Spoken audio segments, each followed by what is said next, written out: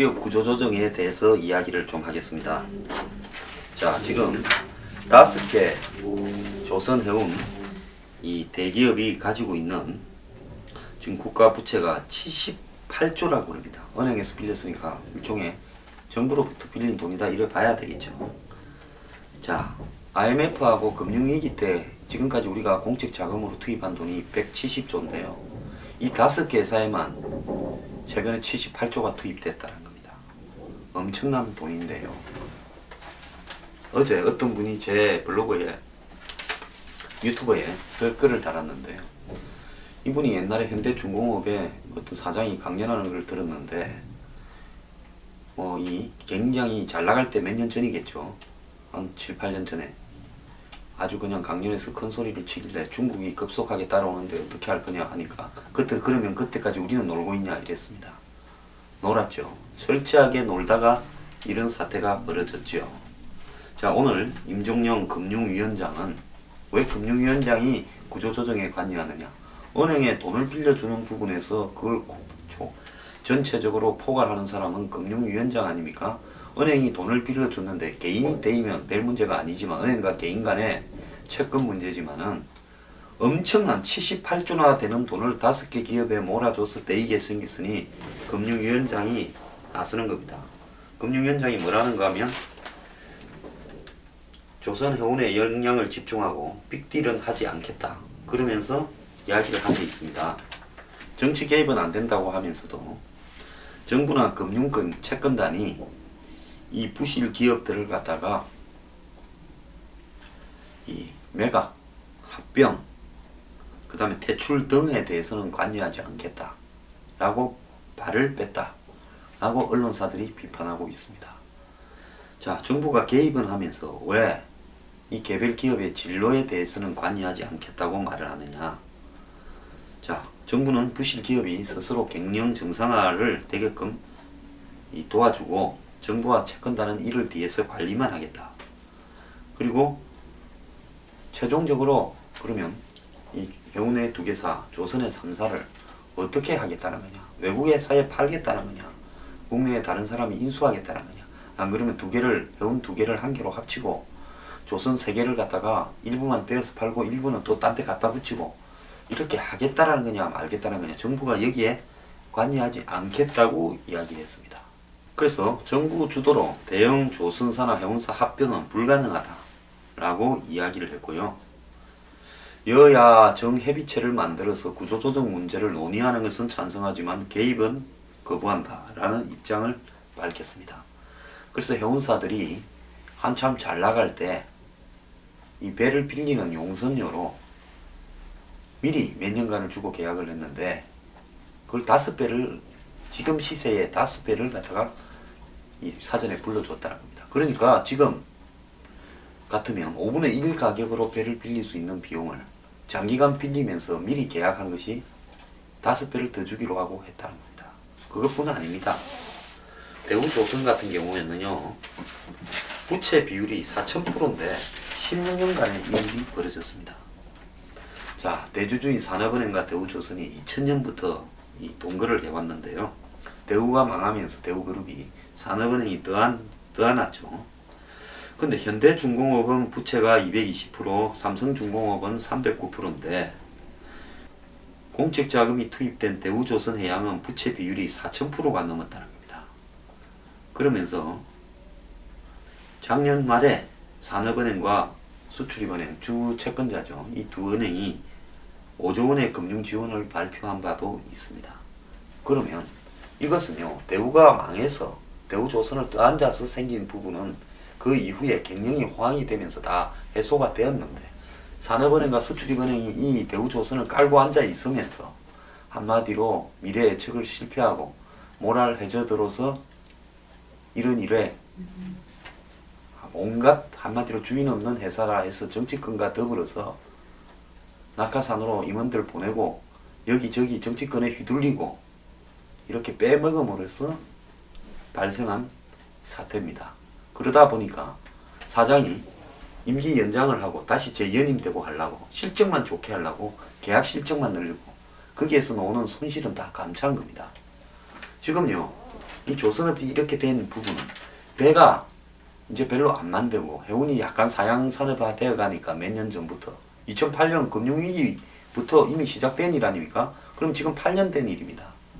그러니까 해양 플랜트, 석유 시추선 이런 쪽으로 옮기면서 해보지도 않은 일을 견적을 잘못 내서 무조건 일 달라고 최저가 수주를 하고 거기에 또 우리는 기술이 없으니까 미국의 설계사나 엔지니어링사한테 유럽의 그런 회사들한테 엄청나게 높은 비용으로 설계 비용을 엔지니어링 비용을 프로젝트 매니지먼트 일을 맡기고 이러면서 그러니까 적자 수주한 데다가 이 설계와 엔지니어링에 관련돼서 엄청난 비용을 지불하고 그러다 보니까 이걸 갖다가 공사를 맡으면 맡을수록 수주를 하면 할수록 손해가 나는 이런 일들이 벌어졌다는 겁니다. 거기에다가 제가 좀 알고 있는 게 있는데요. 무슨 러시아의 무슨 석유니 뭐니 이러면서 이 회사들이 정치권의 지시에 따라 가지고 거기에 사장들이고 무슨 임원들이 잘 보일 거라고 돈을 갖다 부은 것이 숱한 일이 있습니다. 한마디로 역대 정치권이 이 대우조선에서 다 빼먹었는데요. 2000년에 초에는 환율 효과로 실적이 좋아지니까 산업은행이 배당 수입만 2,500억을 챙겨갔습니다. 배당에 2,500억을 챙겨갔다. 지분이 자기들이 한 40%나 이래 있었겠죠. 그러니까 팔려면 2000년대 초반에 팔아야 되는데 이렇게 짭짤한 거를 팔아버리면 자회사 하나 뺏기는 거라 싶어가 산업은행의 간부들도 많이 내리갔지 않습니까? 그러니까 안 파는 겁니다.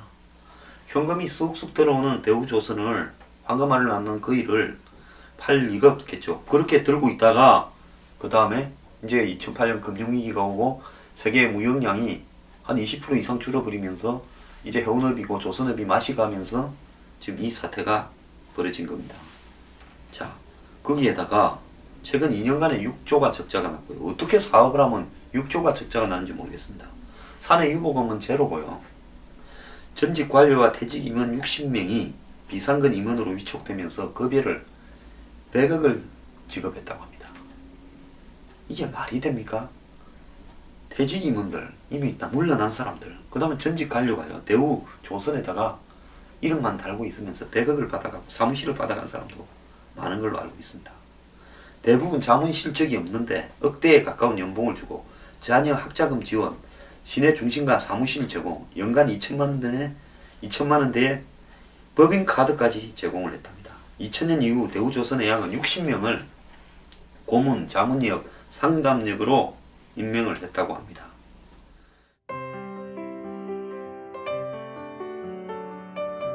뉴스 브리핑은 저나 미래경영연구소 혼자만 하는 것이 아니라 대중들의 힘으로 정론 방송을 만들어가기 위한 일종의 국민 계몽운동이라 생각하고 있습니다.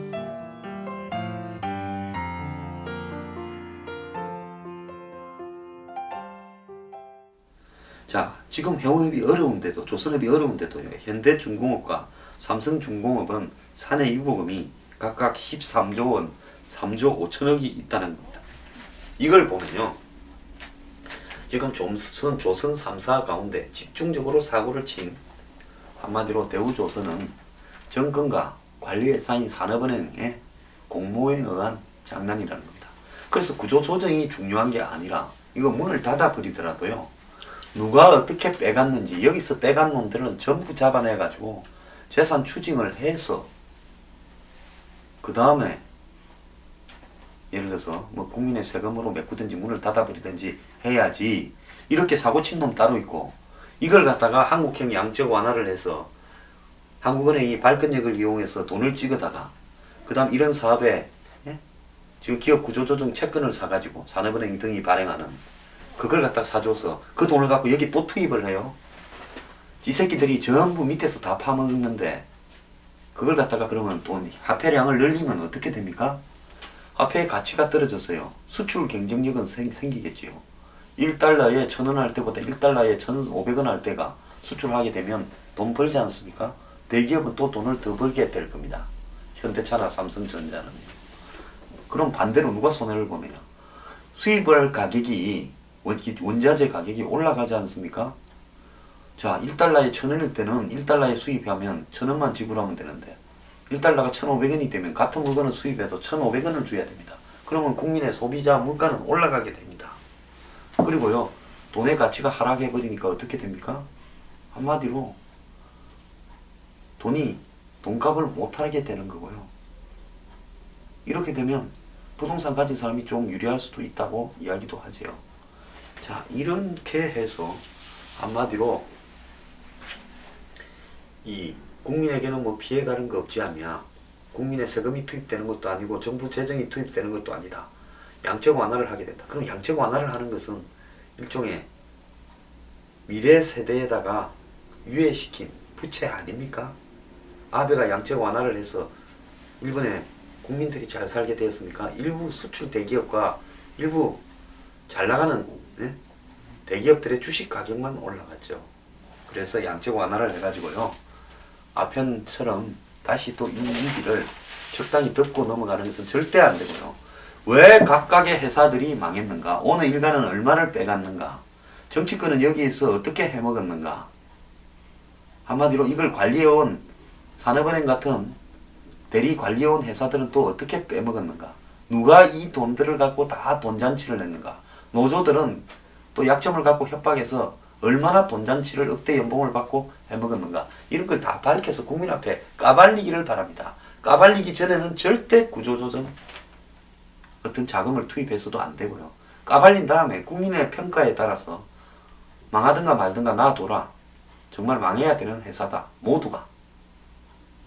그래서 먹은 놈은 깜빵에 집어넣고 재산 추징하고 거기에서 또 같이 하이에나 때처럼 한마디로 죽어가는 이 코끼리가 살아있을 때는 하이에나가 못 옵니다. 사자나 코끼리가 죽어가면 하이에나가 와서 물어 뜯어서 뜯어가는데요. 이거는 정말로 죽어가는 회사를 하이에나처럼 다 뜯어먹은 겁니다. 그렇기 때문에 뜯어먹은 놈들이 누군가에 따라서 뜯어먹은 놈들이 노조라면 실업에 대해서 정부가 사회 안전망을 강구할 필요가 없습니다. 그럼 도덕적 해이지요. 뜯어먹은 놈이 정치인 같으면 죄다 집어넣어야 됩니다. 역대 정권 같으면 심판을 해야 됩니다. 산업은행에도 책임질 사람은 책임져야 됩니다. 그리고 민간 기업들은요, 거기에서 그런 요소들이 발생했으면 그럼 그 회사가 책임져야 되죠. 그렇지 않습니까? 현대중공업 잘 나가고 뭐 오나가 몇 조 주식 지분을 가지고 있잖아요. 삼성중공업, 삼성에 관련되는 회사 아닙니까? 삼성그룹에. 그렇다면 삼성그룹이 지금 사내유보금이 몇백 조인데 삼성이 수습해야 될 일이지 왜 정부의 공적 자금을 집어넣습니까? 그러지 않습니까? 지배할 때만 무한 지배고요. 집단 그룹에서 책임져야 될 때는 국민한테 돌립니까? 그건 아니잖아요. 엄격하게 비리 구조부터 다 까발린 다음에 책임져야 될 수순부터 책임을 지고요. 그리고 망할 회사는 문을 닫아버려야 된다고 봅니다.